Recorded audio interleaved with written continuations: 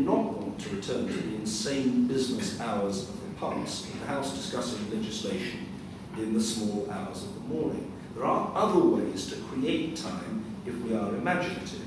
I have, for my part, no personal objection to an earlier starting time on a Tuesday, Wednesday or Thursday. A few more Friday sitting days would not be a great burden.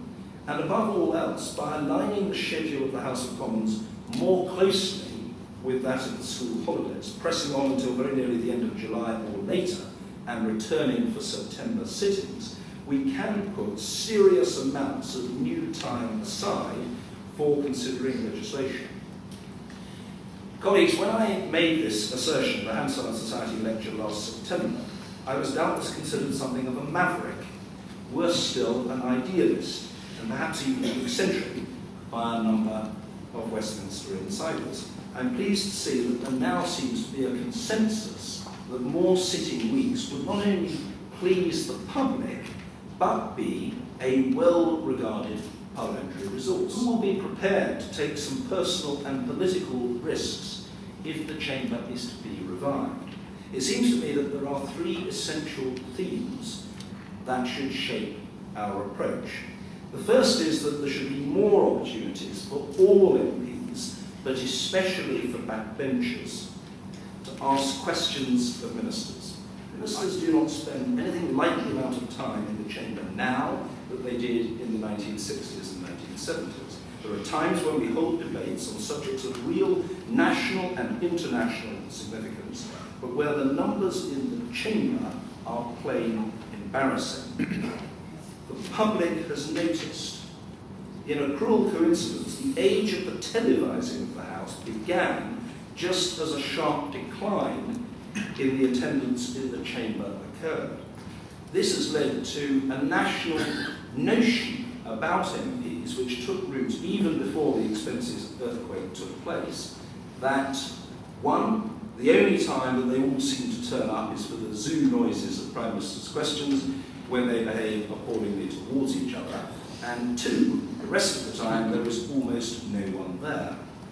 A point of special and wholly justified criticism is that when we are legislating on matters of real importance to every one of our citizens, only a dozen of us appear to think that it is worth turning up. I have also deliberately rescued the urgent question, a device which compels a minister to come to the House to face a question on a matter which has suddenly arisen from its march towards parliamentary obsolescence. There were more than 20 UQs, as we call them, awarded in the period between my becoming Speaker last June and the dissolution of Parliament, compared with 2 in the 12 months previously. I will be no less sympathetic towards the urgent question as a means of scrutiny in the Parliament ahead. It is worth asking, though, whether we would benefit from building more space for questions into the parliamentary timetable. At the moment, a month or slightly longer can pass between, for example, a session of Treasury or Foreign Affairs questions being held. And while really momentous events can be covered through a ministerial statement or an urgent question, some less spectacular but very important developments can be missed or become rather stale by the time that the Chancellor or the Foreign Secretary appears at the dispatch box again.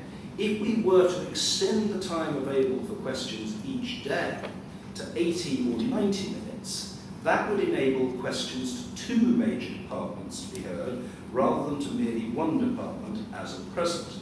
Moreover, it would allow for scrutiny to be more regular, more intensive, more inclusive of members, and more of an inducement for MPs to see the chamber as a worthwhile vehicle for their political end. It should be conceded that our current structure and system for general debates is perhaps not the most riveting aspect of life within the chamber.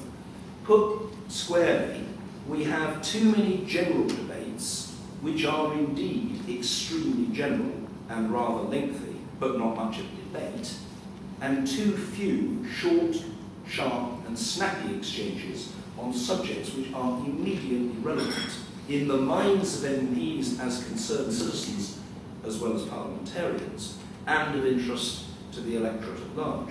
In my view, we would be better off with a larger number of short and highly topical debates, and not a smaller number of lengthy debates on matters that are not always pressing. I am convinced that a more flexible system of debates would bring members into the chamber, not only because they're really interested in the subject concerned, though that's not a bad starting justification.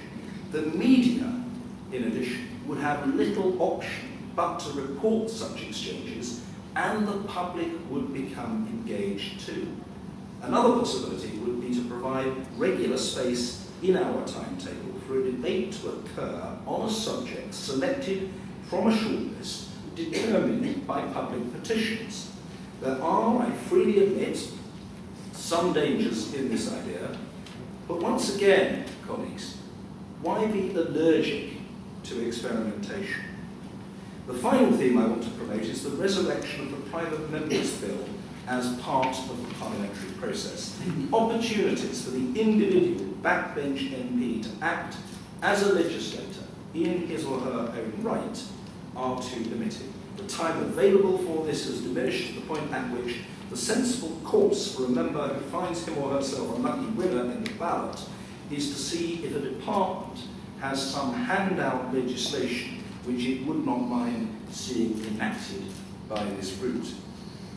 There is nothing intrinsically wrong with this, but it is sad that the private member's bill is no longer seen as it was very prominently seen in the 1960s as the chance for a crusading backbencher to promote a really big cause and eventually to pilot it onto the statute book.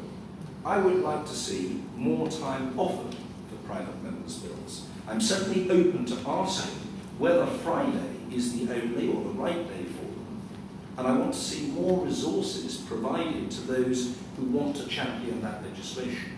It seems to me that this is an admirable goal in itself, but it would also, once again, demonstrate the worth of the chamber.